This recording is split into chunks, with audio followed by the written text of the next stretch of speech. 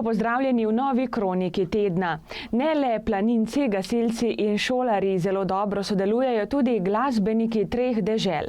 Kranjska Gora je včeraj namreč gostila srečanje orkestrov treh dežel. Nastopili so pihalni orkester Jesenice Kranjska Gora,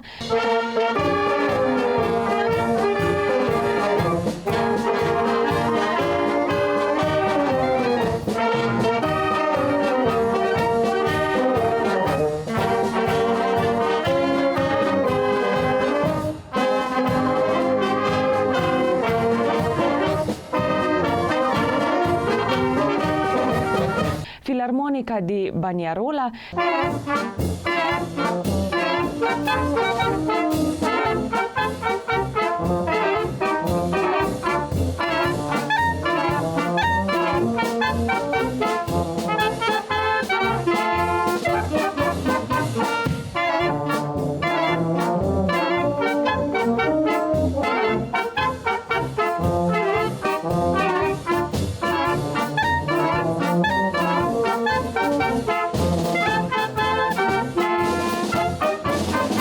in Eisenbahn Airmusikverein Trachten kapele iz Podkloštra.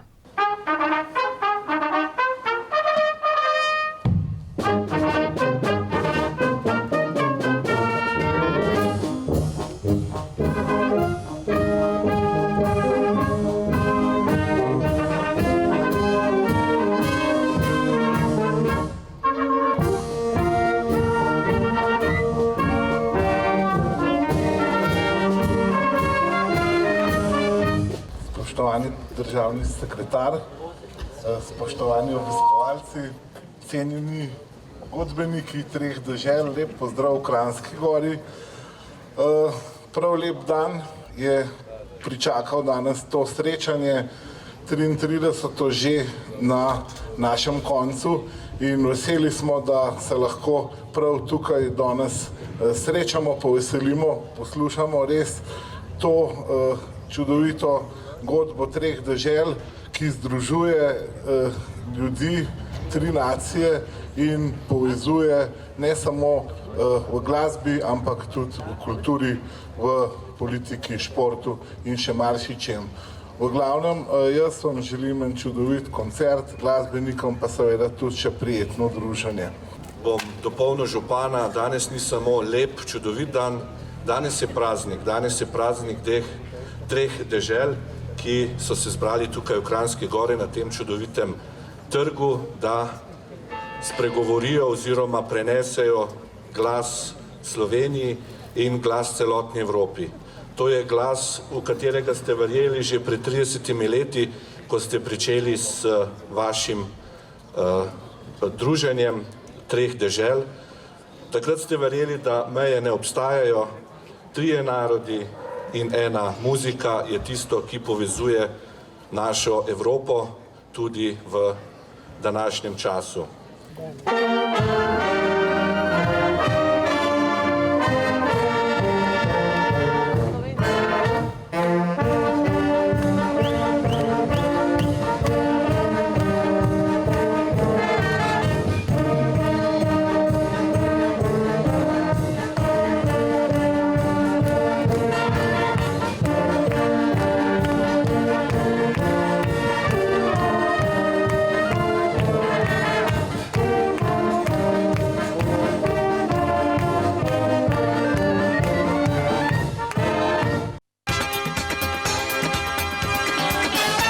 Otroci iz Kranjskogorskega vrtca so ta teden sedli na kolo in se podali na kolesarski poligon, na katerem so preizkušali svoje kolesarske sposobnosti. Rdeča nit letošnjega tedna otroka so naše pravice. In zato smo si tudi mi drznili in si vzeli pravico ter zaprli parkirišče in ga naredili v igrišče. Sicer pa je vrtec vključen v projekt Trajnostna mobilnost, kjer starše in otroke spodbujamo, da v vrtec prihajajo trajnostno, torej peš, s kolesom, poganjalcem ali pa z javnim prevozom. S tem zmanjšujemo prometni pritisk okoli vrtca, izboljšujemo prometno varnost otrok, obenem pa skrbimo za gibanje otrok in staršev in za okolje. Pri projektu sodelujejo vse 3 skupine prvega starostnega obdobja, to so Sovice, Storški in Gorski škrati, ter 2 skupini drugega starostnega obdobja, Kozlički in predšolski kekci.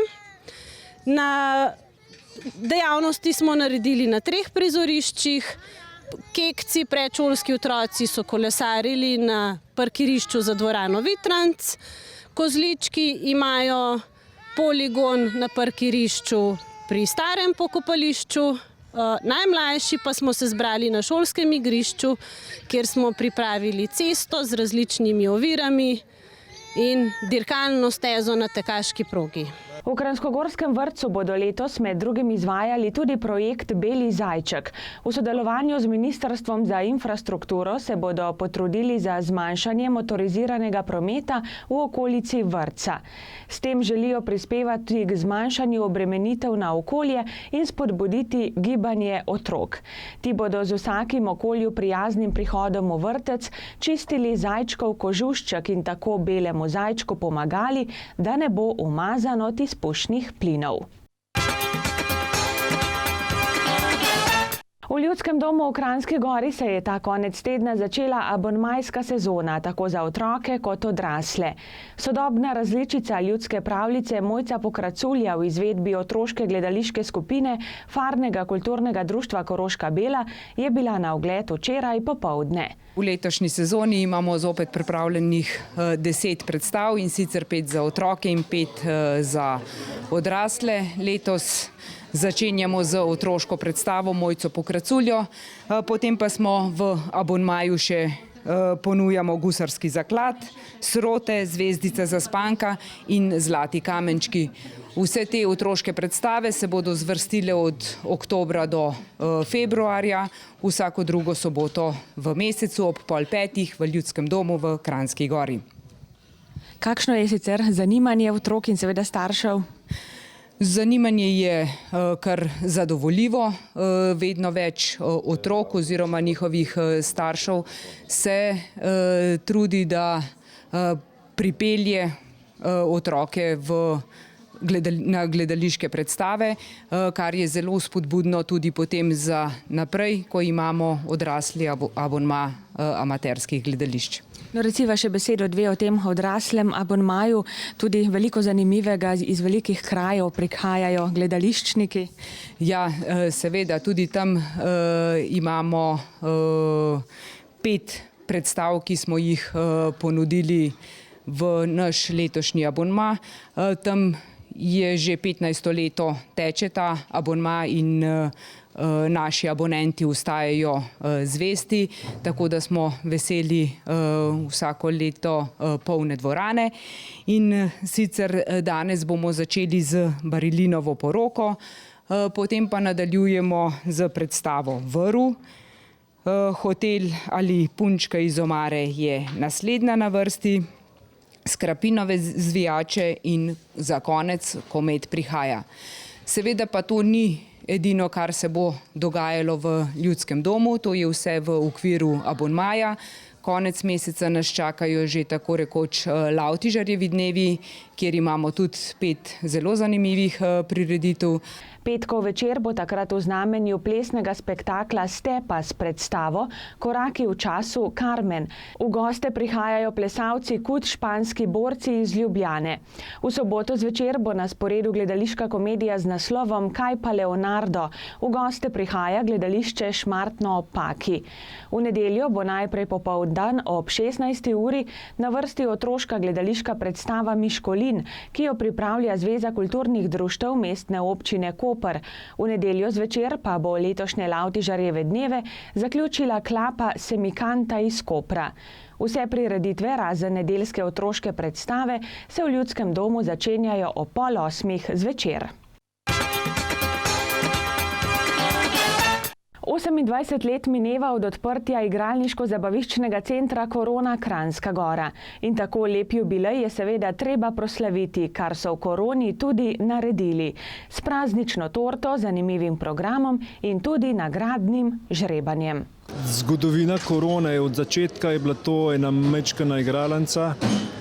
ki se je borila za par gostov. Potem smo v 20 letih prišli do enega nivoja, ki nam ga zavidajo v širši okolici tukaj okrog. Tako da zgodovina je bila precej uspešna. Težka od začetka, težka tudi zdaj, ampak se pravim, s pravimi ljudmi, v pravem okolju. Rezultati so pa super zaenkrat. Tako da zdaj še, bom rekel tako, v lanskem letu po prenovi korone je, bom rekel tako, zadovoljstvo gostov nam poplača vas trud, ki smo ga vložili v to. Tako da imamo tudi eno tako veselje gledati v prihodnost in verjamemo, da bomo še naprej uspeli pelati, tako da bojo zadovoljni in gostje in naši lastniki. Ja, naši plani, je predstaviti tem našim gostom neko zabaviščni center, ki deluje v nekem alpskem okolju in ponuja neke naše tradicionalne jedi, vrednote, karkoli. Želimo se vključiti v lokalno okolje, mogoče še bolj kot zdaj. V glavnem hočemo biti to, kar smo, tlele Gorenjci.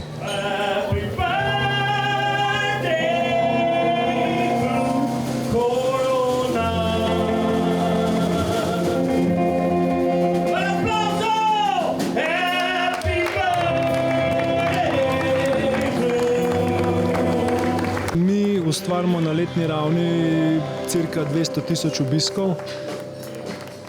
Pa mislim, da ni treba posebej povedati, kako to lahko vpliva tudi na lokalno gospodarstvo, na vse, ki lahko kaj v bistvu pridobijo iz tega obiska. Gre pa predvsem, bom rekel tako, za naše goste, mislim za naše sosede Avstrijce. Drugi najpomembnejši trg je pa Italija. Tako da, mi imamo goste iz naših sosednjih držav, ki hodijo k nam iskati našo, gorenjsko lepoto, lepote gorenjske, hrano našo in ne moramo vse mi zagotoviti, veliko mora tudi kraj prispevati tukaj, ker se ne ustavijo samo pri nas. Drage gledalke in gledalci, zdaj pa prelistajmo še koledar prireditev. V Ratečah bo v nedeljo 20. oktobra tradicionalni rateški semenj. V ponedeljek 21. oktobra bo o 15:30 v knjižnici v Kranjski Gori znova joga za otroke, ki jo vodi Ana Kersnik Žvab. V petek ob 18. v sklopu pregledne občasne razstave Slovenska alpska arhitektura 2008 do 2018 v Slovenskem planinskem muzeju v Mojstrani pripravljajo muzejski večer.